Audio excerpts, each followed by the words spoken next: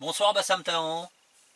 Bonsoir Tom d'Éveil Français TV. Merci Bassam Tahan de nous accorder cette interview en urgence parce que la situation est grave. Il y a deux événements et un en particulier qui nous réunit ce soir sur cette vidéo en direct. C'est l'escalade qui se produit en ce moment dans le Donbass, du côté de la République de Lugansk, République populaire de Lugansk. Mais c'est surtout l'attentat qui a été commis contre l'ambassadeur de Russie en Turquie lors d'un vernissage ce soir. Et on vient d'apprendre le décès de cet ambassadeur par apparemment quelqu'un qui s'est présenté comme un membre des forces de l'ordre. Donc, comme vous le savez, comme beaucoup de gens le savent, ce genre de choses, dans l'histoire en tout cas, était suffisant pour déclencher une guerre entre deux pays. Et j'aimerais avoir votre éclairage sur l'éventuelle suite que nous risquons de voir avec cet attentat ignoble, malgré d'ailleurs les condamnations de la France et des États-Unis contre cet attentat. Voilà. Je vous remercie, Bassam Alors, Tahan. vous voyez d'abord l'assassin.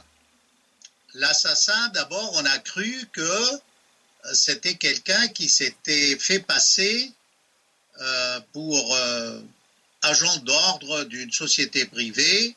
Apparemment, ce n'est pas le cas, parce qu'on vient d'avoir une dépêche qui dit que le préfet d'Istanbul a bel et bien dit que c'était un membre de la police turque. D'accord. Donc ça change beaucoup de choses. Oui. Mais toujours est-il que cet assassin a fait un petit discours après avoir tiré à bout portant l'ambassadeur russe qui prenait la parole pour une exposition la Russie telle qu'elle est vue par les Turcs. Et l'assassin a crié Allahu Akbar plusieurs fois, donc ce qui montre le cachet islamique de toute cette opération. Alors s'il fait partie des services de l'ordre de la police turque, c'est que on doit avoir une lecture tout à fait autre. Oui. C'est-à-dire que Erdogan et ses services secrets et ses services d'ordre ne contrôlent plus vraiment la situation de leurs troupes. Il y a une aile extrême droite islamiste de son parti qui a été encouragée par lui-même et par ses 10 ans de pouvoir et qui le déborde. En quel sens elle le déborde? Peut-être, alors là on vient à l'analyse de 3 faits qui sont très importants. Demain, oui, il y avait de prévu une réunion avec les Turcs à Moscou. Et les Iraniens, c'est ça? Et les Iraniens, pour discuter des problèmes du Proche-Orient et notamment de la Syrie. D'accord. Deuxièmement, il y aurait de prévu une autre réunion qui neutraliserait carrément Genève et la mettrait dehors. C'est des négociations entre l'opposition syrienne avec la bénédiction de la Turquie, de la Russie et de l'Iran à Astana.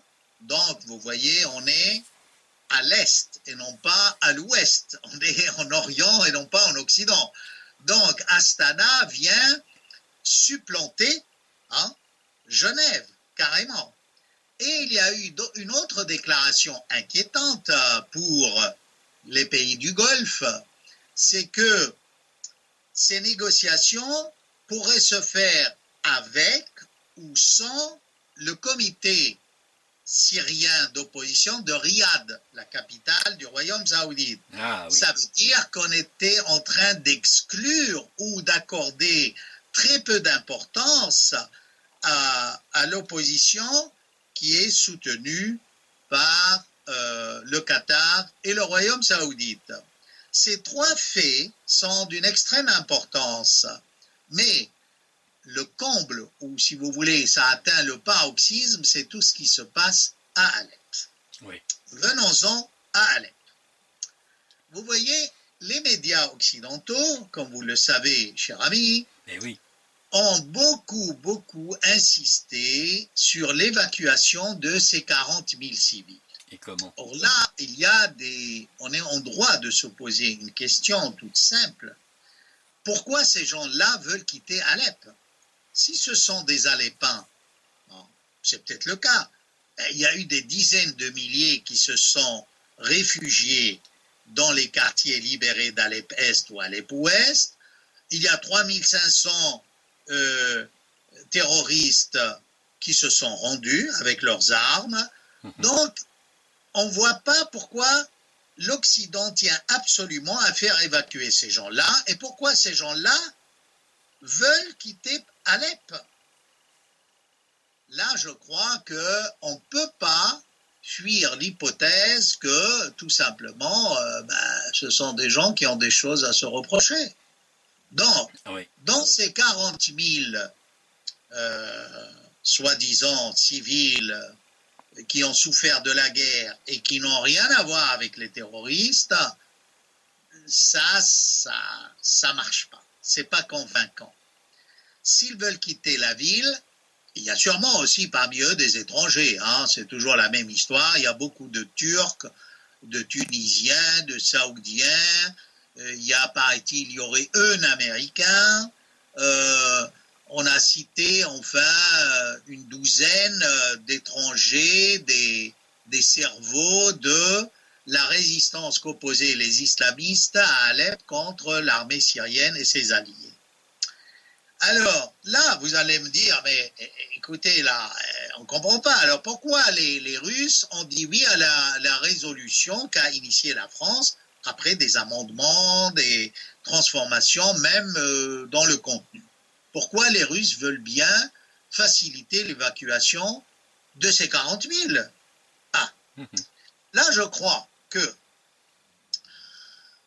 la Russie et la Syrie sont convaincus que ces 40 000, ou du moins, admettons, 50% ou plus, ne sont pas de véritables civils pacifistes comme on veut les présenter. Et si jamais ils sont évacués, qui va porter le chapeau si jamais après ces gens-là commettent des attentats? Si jamais ces gens-là vont se réfugier en Occident, en France, en Espagne, en Allemagne, dans toute l'Europe. Et là, évidemment, la Russie avec l'armée syrienne ont un bel alibi. Vous avez voulu contrôler l'évacuation, vous avez la liste de ces gens-là, à vous maintenant de les surveiller. Vous vous rendez compte du nombre de gens qu'il nous faudra pour surveiller si jamais parmi ces 40 000, il n'y aurait que 10% qui arriveraient en Europe? Pourquoi j'évoque cette question? C'est parce qu'on a oublié dans les médias officiels ici de relever quelque chose de très important à mon sens, c'est que la Turquie a soumis aux services secrets occidentaux une liste de 219 soi-disant terroristes recherchés par la Turquie. Les services secrets occidentaux n'ont étudié que 9 cas parmi ces 219. Alors, leur prétexte, c'était que peut-être c'est une façon de la Turquie d'éliminer les opposants ou ceux qui ont débordé en islamisme ou autre les consignes données par l'administration centrale d'Erdogan et de son parti. Donc là, vous voyez, ce qui devient très grave, c'est que l'assassinat de cet ambassadeur à ce moment-là Oui. aurait été commandé par des cerveaux en Occident qui sont déjà chez nous en Europe et qui ont des liens avec la police normale en Turquie pour arrêter ce réchauffement de relations entre la Russie et la Turquie. À qui profite le crime? Ouais. À l'OTAN, à toute cette presse occidentale qui a défendu l'évacuation, à soutenir les islamistes, la politique américaine qui jusqu'à maintenant ne veut pas séparer les modérés des non modérés. Vous voyez? Ouais. Aux pays du Golfe qui voient d'un très mauvais œil ce rapprochement turco-russe qui exclurait l'opposition syrienne soutenue par eux. Ouais, tout à fait. Et là, la Turquie, vu le volume des contrats entre la Russie et la Turquie, il y a du nucléaire, il y a du gaz, il y a du tourisme, il y a de l'exportation agricole, il y a une formation de cadres, de militaires, d'usines d'armement. C'est énorme maintenant cette ouverture à la Russie.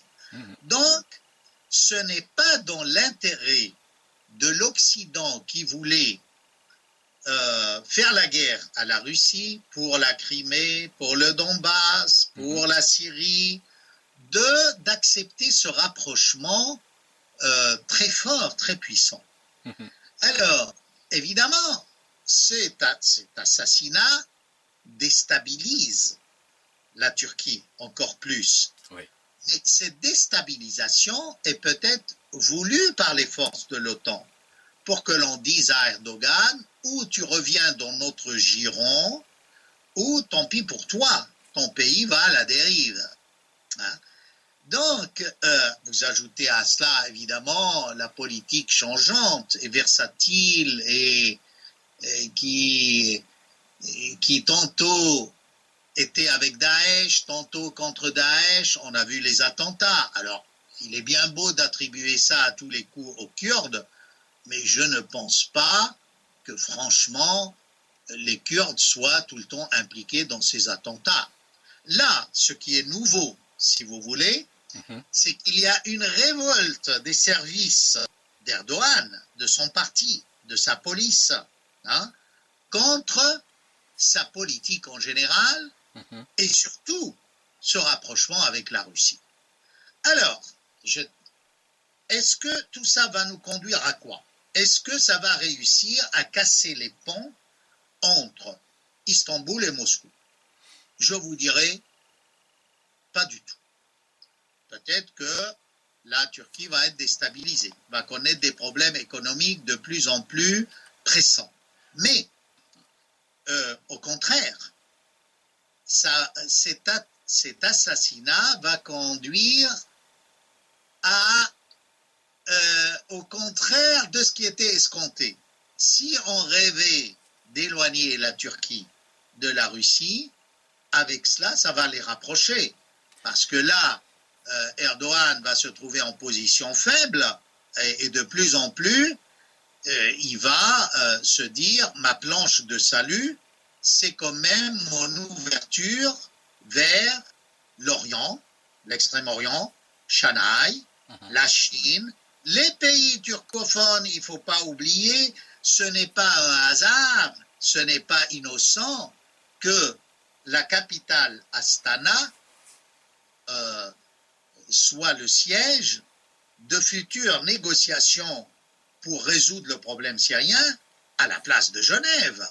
Oui. C'est un camouflet à l'OTAN, à la France, qui a soutenu cette opposition syrienne d'une manière injuste dès le début.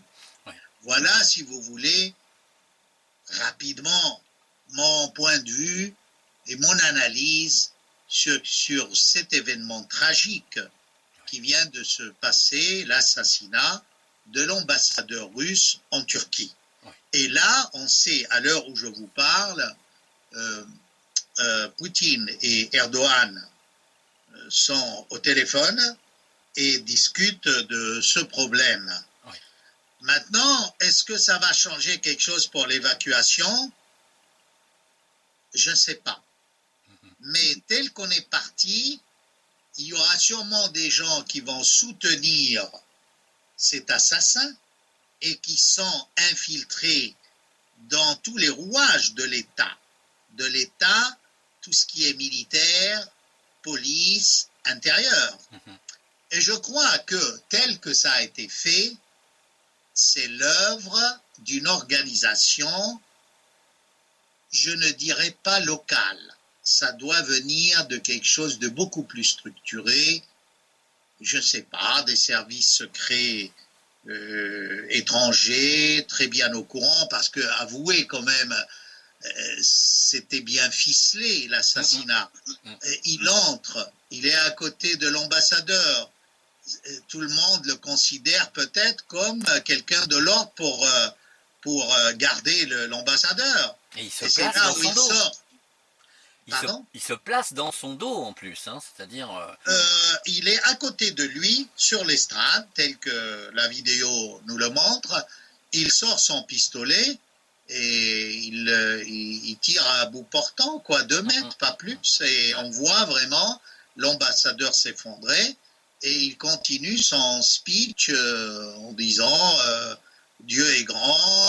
Alors, on attend la traduction littérale parce que c'est une traduction trop rapide qu'on a eue. Ce qui est sûr, c'est qu'il a crié Allahu Akbar. Donc, c'est islamiste. Ça, c'est la signature.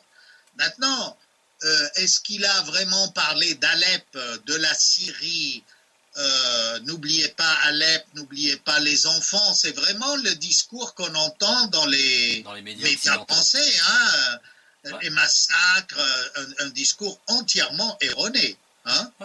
Donc on voit là l'empreinte peut-être des services occidentaux et on voit leurs bras longs qui arrivent même à toucher le ministère de l'Intérieur, si fidèle à Erdogan, surtout qu'Erdogan a fait carrément une purge. Hein, a arrêté 90 000 hommes, il a licencié des juges, il a licencié je ne sais combien de préfets de police, de policiers, d'agents des services secrets. Et là aussi, peut-être, il faut penser que cet acte n'est pas isolé. Il vient s'inscrire dans une série d'attentats contre les Kurdes et leur siège du parti des minorités démocratiques kurdes.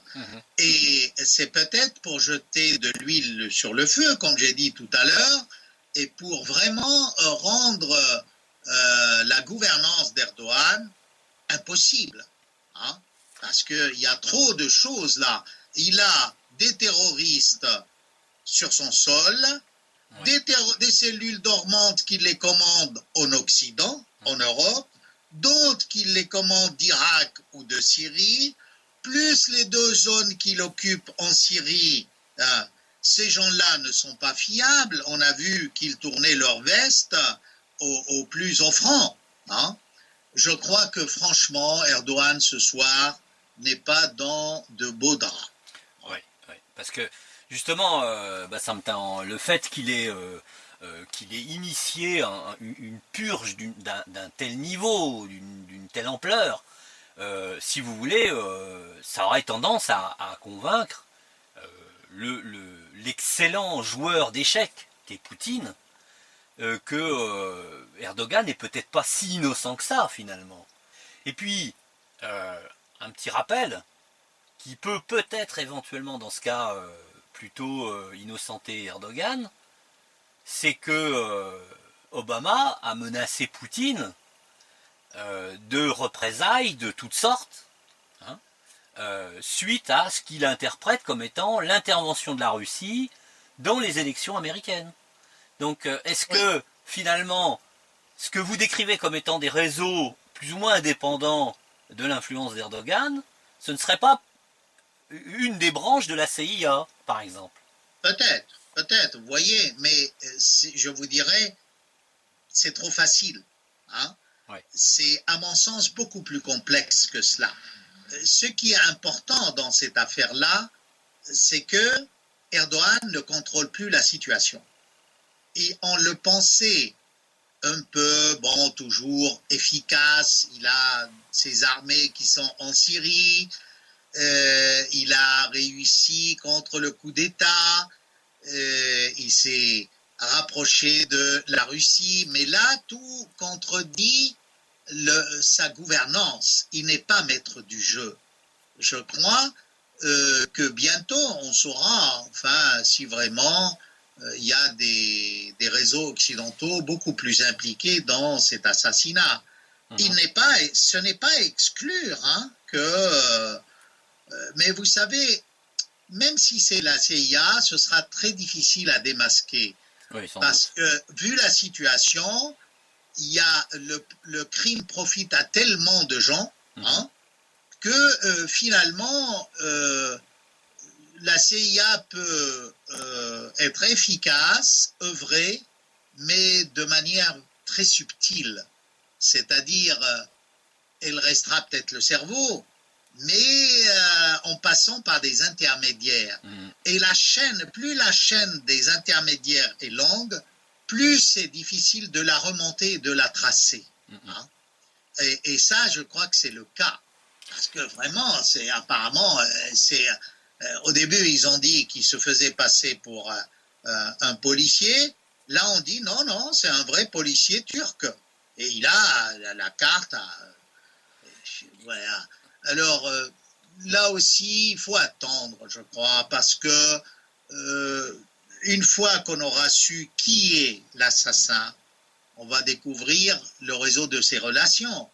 Et on va petit à petit remonter. C'est pas on va certain, peut-être sans doute avoir une autre purge. Ouais. Mais là, pas des adeptes de Fethullah Gülen, qui est aux États-Unis, mais de la droite islamiste ultra-orthodoxe du parti d'Erdogan et de son pouvoir.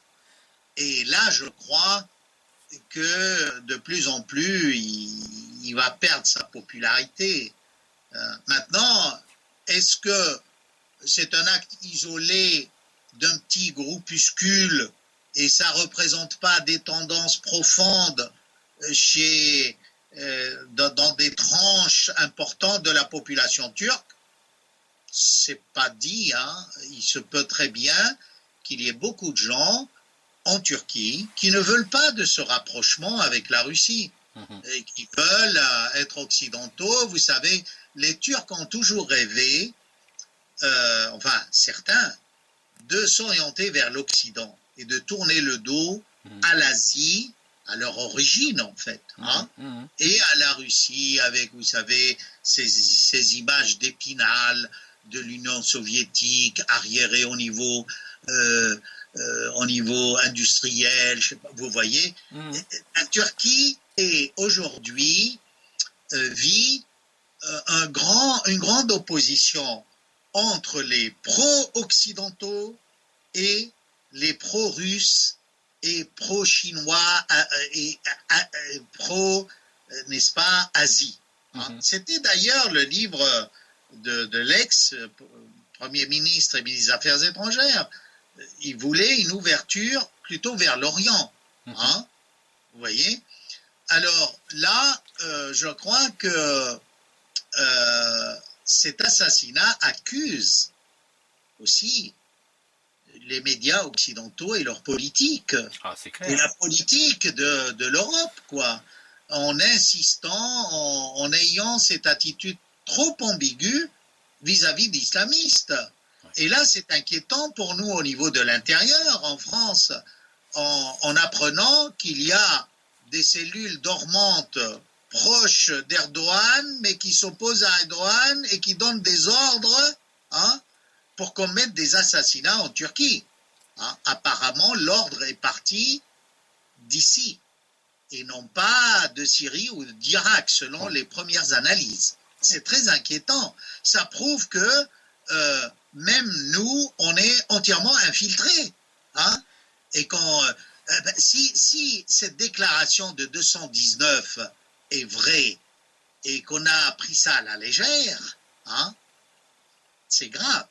C'est même très grave. Mais d'ailleurs, Bassamta, on a des signes quand même assez inquiétants, puisque tout dernièrement, on a eu une manifestation d'islamistes portant des drapeaux de Daesh en face de l'ambassade de Syrie à Londres. Ce qui indique que la perfide Albion, comme on la qualifie depuis très longtemps en France, a un pied et une main dans le terrorisme, probablement en Syrie. Ce qui est très inquiétant déjà, effectivement, rien que pour l'Angleterre, et on peut supposer que la compromission de la diplomatie française dans la guerre qui a été orchestrée contre la Syrie, mais également la France sur le même pied d'égalité que l'Angleterre dans le domaine de la compromission avec les réseaux terroristes. Entièrement d'accord. Ça, moi, je l'ai toujours affirmé depuis 5 ans, hein, qu'on était des alliés objectifs des terroristes, parfois en le sachant ou sans le savoir. Et d'ailleurs vous-même l'autre soir, vous le disiez, quand sous prétexte d'avoir un geste de mémoire pour les Alépins, la tour Eiffel a été éteinte, alors qu'en fait... Eh oui, voilà. Eh oui, non, mais là, je crois que c'est une période noire, sombre, qu'on vit dans nos relations avec tout ce qui est islam en ce moment. Ce qui est dommage, si vous voulez, c'est que ça vient encore ajouter à la mauvaise intégration des musulmans en France, toute cette histoire de lien avec les terroristes, et puis on ne voit pas le bout, hein? C'est-à-dire tel qu'on est engagé, là, bien malin serait celui qui peut nous dire si dans cette évacuation d'Alep, on est vraiment gagnant, hein? Parce que Poutine est malin, s'il a dit oui à la résolution au Conseil de sécurité, c'est qu'il pense que la responsabilité va être partagée, hein, puisqu'il y aura des observateurs. Le second point, et mon dernier point, vous m'excuserez, oui, je vous en prie. Ce sera mon dernier point, peut-être que tout cela aussi, tel que vous l'avez évoqué, on pousse peut-être Poutine à la faute, oui, ou Erdogan à la faute, pour peut-être entraîner la Russie dans un grand conflit, oui, au Moyen-Orient. Oui. Et ça, à la veille de l'arrivée de Trump. Je n'en démords pas. Oui. Si Obama, oui, d'ici le 20 janvier, nourrit ce sentiment anti-russe, on a vu dans le bombardement de Deir ez-Zor, oui, que des généraux américains pouvaient prendre l'initiative de choses sans référer, oui, vous voyez, à l'administration centrale. Et là, je ne sais pas quoi vous dire. Est-ce que on aura ça juste avant l'arrivée de Trump? J'espère que pas. Oui. Parce que franchement, là, on est vraiment dans une guerre mondiale. On ouvre la boîte de Pandore, hein, ni plus ni moins, parce que, mais il y a quand même un rôle ambigu, et moi je vais en terminer aussi un peu là-dessus, bien que j'ai encore un autre élément qui va vous faire réagir, j'en suis sûr. Obama a signé la fin, je dirais, d'une forme d'embargo pour la livraison d'armes aux terroristes en Syrie. Et puis surtout, je crois, la comédie qui est jouée en ce moment par les médias occidentaux et par les pouvoirs occidentaux concernant la libération de soi-disant civils à Alep, qui sont en fait des terroristes, a occulté totalement l'histoire de ces deux petits villages du gouvernorat d'Idlib, où les Russes et les Syriens avaient négocié avec les terroristes l'évacuation des personnes les plus fragiles de ces deux petites enclaves, de ces deux petits villages totalement encerclés, qui sont chiites, hein, de religion chiite, et qui subissait depuis plusieurs années des bombardements constants de la part des amis de François Hollande, de Laurent Fabius et de Manuel Valls. Oui, exact, si vous voulez, et ils ont même été jusqu'à incendier les bus verts qui étaient là stationnés pour l'évacuation. Je terminerai en disant que ce n'est pas exclure, il ne faut pas exclure la piste des pays du Golfe dans cet assassinat. C'est-à-dire, c'est un coup de semence à Erdogan, nous sommes des amis, tu te rapproches de la Russie, mais fais gaffe, notre bras est long et on a nos réseaux. Parce que de plus en plus, les pays du Golfe vivent très mal la guerre du Yémen, leur échec en Syrie, l'attitude occidentale qui de plus en plus met en cause les relations avec le Royaume saoudite, le Qatar, ça travaille et ils sentent cela. Donc là, ils jouent une carte très dangereuse. Ah oui. Et ça risque de se retourner contre eux. Et personnellement, vous connaissez mon sentiment, j'espère que ça va se retourner contre eux. Oui. Et que cette guerre qu'ils nous ont exportée, ce printemps maudit, ben, vivement qu'ils le vivent. C'est-à-dire que... Cher ami, je dois partir. Je te remercie beaucoup, Tom. Je vous en prie. Un flash sur les dessous de l'assassinat de l'ambassadeur russe en Turquie. On se retrouve s'il y a un autre événement pour un autre flash. Je te dis bonsoir et merci beaucoup. Bonne soirée spéciale pour en plus. tout ce que tu fais. Merci bien, Bassam Tahan. Bonne soirée. Bonsoir, Tom. À bientôt. Bonsoir. Au revoir.